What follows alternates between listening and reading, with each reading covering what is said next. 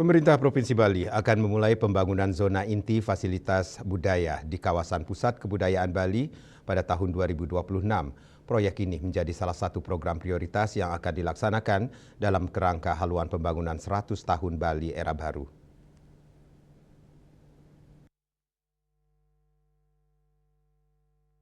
Sebagai bagian dari rangkaian persiapan dimulainya pembangunan zona inti fasilitas budaya di Pusat Kebudayaan Bali, Gubernur Bali Wayan Koster mengatakan pada tanggal 29 akan dilaksanakan upacara Caru Agung sebagai wujud penguatan identitas dan peradaban budaya Bali ke depan. Selain pembangunan Pusat Kebudayaan Bali, Gubernur Koster memaparkan berbagai program strategis dalam haluan pembangunan 100 tahun Bali era baru juga telah mulai dijalankan.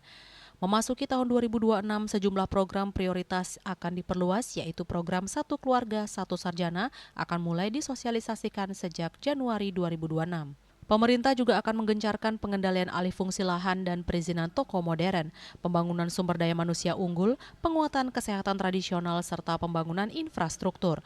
Beberapa proyek infrastruktur yang direncanakan antara lain pembangunan gedung parkir di kawasan Batur seperti di Besakih, pembangunan fasilitas parkir di Padanggala, pelabuhan, serta pembangunan dan peningkatan jalan penghubung dari wilayah Bali Selatan ke Bali Utara, Timur, dan Barat. Tanggal 29 akan dilakukan upacara Caru Agung, tanggal 2026 akan dilakukan.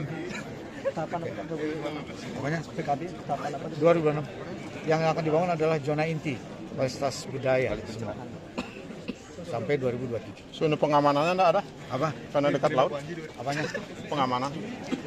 Kan sudah dipikirkan alur bukan rundenya, sudah dibuatkan mitigasinya oleh balai. Pembangunan Pusat Kebudayaan Bali diharapkan menjadi fondasi kuat dalam menjaga kelestarian adat, seni, dan tradisi di Bali di tengah perkembangan zaman. Kehadiran kawasan berfungsi sebagai pusat aktivitas budaya dan edukasi serta menjadi ruang penguatan identitas Bali sekaligus penggerak ekonomi kreatif berbasis budaya sehingga nilai-nilai kearifan lokal tetap hidup dan diwariskan kepada generasi mendatang. Sukma dan Bunga Widrayani, Bali TV.